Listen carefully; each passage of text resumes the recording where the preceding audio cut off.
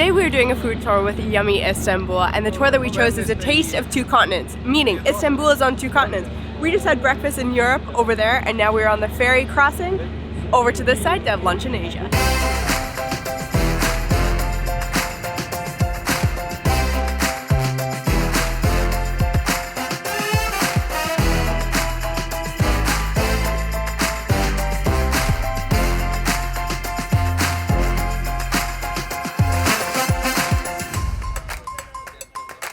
Right there, this is where we left the car. I can't see it. So we just met with our guide. His name is Barry, and it's funny because he's from Izmir, and that's exactly where we were yesterday. So plan for the day, we have 9 different stops where we're gonna try way more than 9 different types of food all around Istanbul, both on the Asian and the European side. I'm excited. The cool I'm part hungry. is he asks you if there's any food that you want to try, and if it fits in, you can do it. So hopefully, fingers crossed, I'll show you when it comes to it. Tracy had a special demand. Yeah.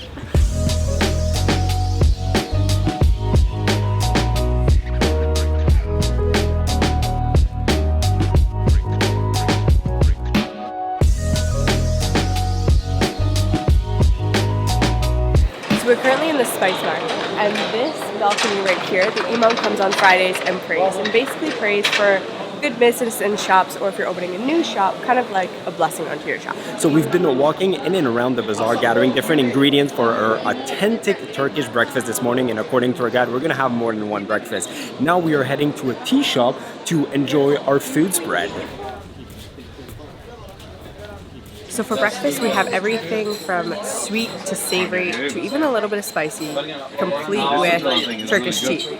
With the simit, that is actually David's favorite food here, to be honest, right now. But my favorite for breakfast is the egg with the tomato and menema, I think that's how you say it. Oh yeah, we have some olives, cheese, pastrami, even like a hazelnut spread on the sweet side. Looks really good. And fun fact about this hazelnut spread, did you know that Turkey produces 80% of all the hazelnut in the entire world?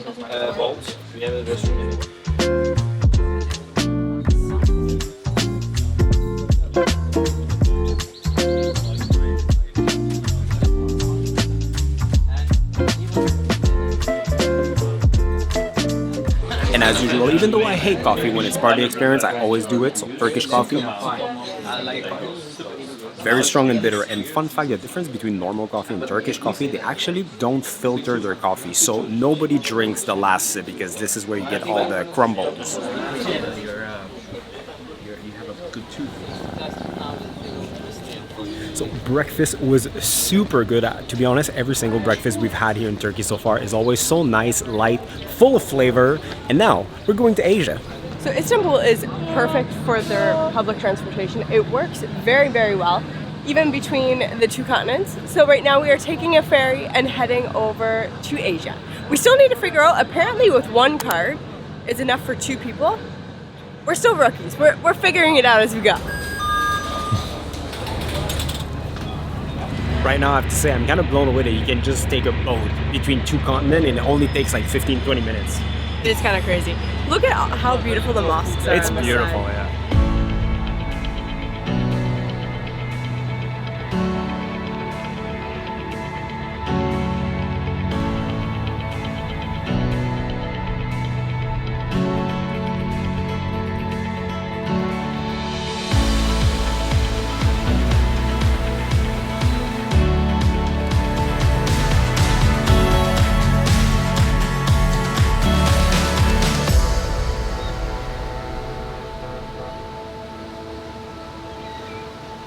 Just in case you're wondering why there's so many seagulls following the ferry, well, it's because people are actually like throwing simit, like that Turkish bagel, to them. And apparently it's a thing, like everyone does it on every ferry, so that's why the seagulls know to follow the ferries. And just like that, without even taking a plane, welcome to Asia. So welcome to the Kadıköy part of Istanbul. And even though this part looks much more modern than the European side, the fun fact is it's actually much, much older. There was a town here way before Istanbul ever existed. but over the last few centuries they kept building over old building, and this is why it looks much more modern. So there are 4 floors in this restaurant, and the only dish that they serve is the Iskender Kebap. So this is not the original branch. They have multiple locations around Istanbul, but this same family has been serving the same kebab since 1867. So in my book, they're professionals.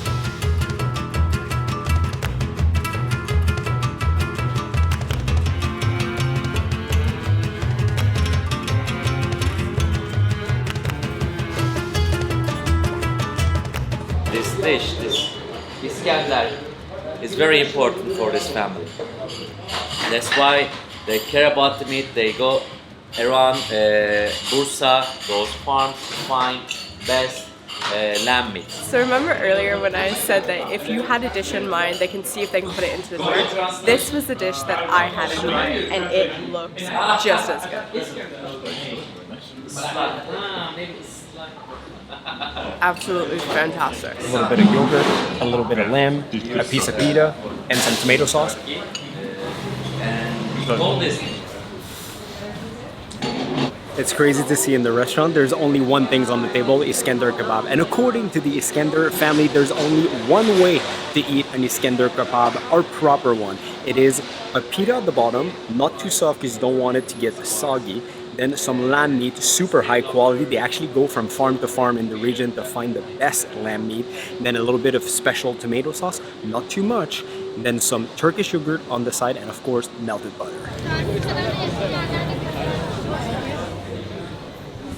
Fun fact, this is a Turkish Delight, but it's also called locally as a Lokma. The reason why it's called a Turkish Delight is because there was a man from England that actually took those to London, and he was like, what's the name again? Oh, let's just call it Turkish Delight because it's a delight, and it's from Turkey. And that's very good.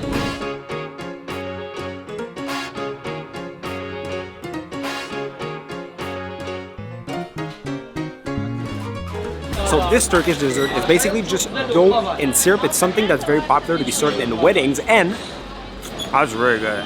Those little balls were called Lokma, I believe that's how it's pronounced, and they were definitely my favorite sweet so far.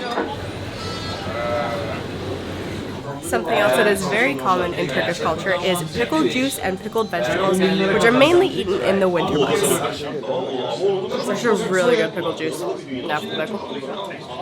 That juice though. I personally find it a bit weird to drink pickle juice, but it's good pickle juice. Pickled pepper. That's very nice.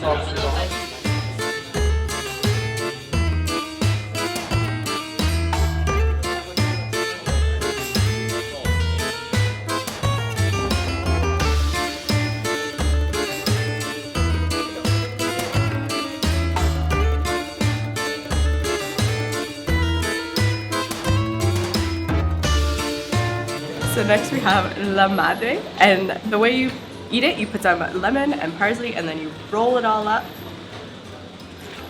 and eat it like that. It's pretty good. I'm so sad I just learned something very important. The Turkish pizza that we've been calling Pide since we arrived 3 weeks ago, it's actually Pide. You learn something every day. Is it good Pide, Tracy? Very good. I totally forgot this was here. So the show Friends, there's actually a coffee shop here that is completely decorated like the set of Friends. So we're gonna have to come back here. How much do I owe for the muffin and latte? No, that's on the house, courtesy of Joey Tribbiani.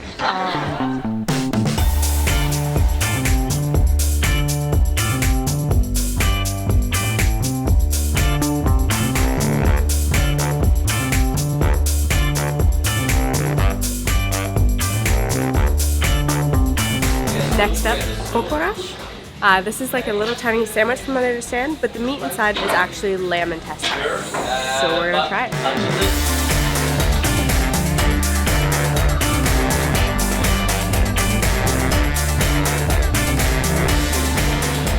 With the spices, it's actually pretty good, and surprisingly, it is not that chewy because it's cut like very finely. So organ meat is always a little bit outside of my comfort zone. I don't normally have it a lot, and it's just mentally, to be honest. Usually texture. True, so I just had like a small one. It's really good too. Flavor-wise and texture, you can't really tell it's organ meat. Maybe if you had like a big bite, but it's not bad. Okay, now, Çiğ Köfte. So take a piece of lettuce, a piece of the Çiğ Köfte. Then put some fresh lemon on it.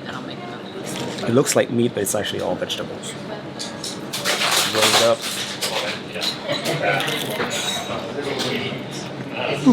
It's actually very nice. Not spicy. So this is Beyran Soup. It's actually a soup with some lamb meat from the neck. They normally add a little bit of chili oil, a little bit, not too much. And then some garlic sauce. I have no idea how much I'm supposed to use. And then hopefully it's not too spicy. It's very good. I don't know how we're gonna do it, but there's still 2 stops left.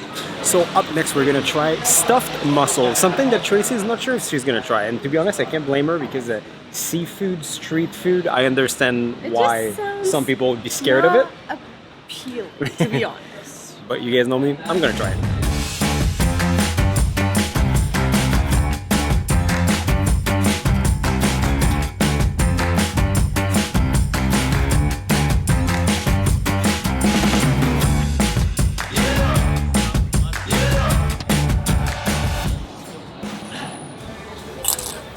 Okay, this is the original one. Basically mussels stuffed with rice, a little bit of lemon juice. It's super fresh, super nice, not fishy tasty at all. I like it. Tracy's taking all our courage. Now let's see if you get sick tomorrow. And this is the one with sauce. Down there. That's good. This is the spicy one. Even the guide is not eating this one because it's too spicy apparently. It's good. It's the same thing as the original one with like some sort of like Tabasco sauce. That's really like how the spicy tastes. It's not too spicy. It's really good. I have to admit they were much better than I expected them to be. Last but not least, of course we have to end the day on something sweet. So we are going to get baklava with ice cream.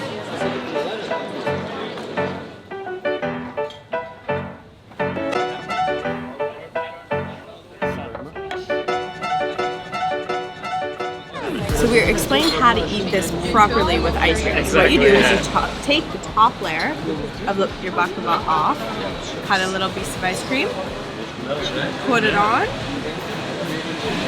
then you put the top back on, and now it's ready.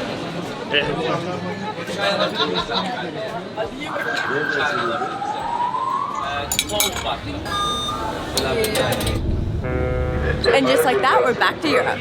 So we're on our way back to our car, and to be honest, I'm gonna be very honest, 50-50% chance that the car is not there anymore because we're not sure. Than you said earlier. You said 60-40. 60-40 that it's not there because we're really not confident that we're allowed to like park where we park, but we had to like find a spot quickly because the tour is about to start. Anyway, we'll see in a minute. Yummy Istanbul. I highly recommend for the food tour. Okay. It was so fun. And it was so much more than a food tour without being, how do I put that, like museum-esque or anything. Like, yeah, you got a lot of information. Bahari? Bahari. Yeah, Bahari. He was so fantastic. Like, as for him, like, could not have gone any better in my opinion. So now is the car there? I don't know, but Yummy Istanbul, their information is going to be down below. Right there. This is where we left the car. I can't see it. So we found someone who speaks English, and we asked them, like, hey, how do you find it? And they're like, good question. We're in the process. They're going to call someone. So we were told to go see a police officer somewhere that way, show him our plate number, but we don't even know if the car is at that location. But the only thing is like, what I'm really wondering, it's not if we're gonna find the car, I'm sure we will, it's how much it's gonna be. So we're looking for a little tiny police station called Tourism Police. The police doesn't know where our car is, it's not them apparently. It wasn't actually the police who towed our car, it was like a private towing company, does that make sense? I don't really know what it is, but basically went to the police, they're like, we didn't tow your car, it's this other company. So now we're going to this other company's lot where basically they tow and put all cars. It's very confusing. Just the two of us, we can make it anywhere. us to... Yeah. Okay, we're almost at the parking spot where we think the car is. If it's there, it's gonna be a fun adventure. If it's not, now we're gonna be a little pissed. But it's our fault. I mean, there's nothing we can do. Guys, look at this. We found our car, and after all, it wasn't too expensive. We paid 990 Turkish lira, which is about $39 Canadian. So it's our fault. I'll take it. This in Canada would have costed well over 300. So I'm happy. And until next time, see you guys in the next one with a non-car car. Yeah, next time we're gonna park legally.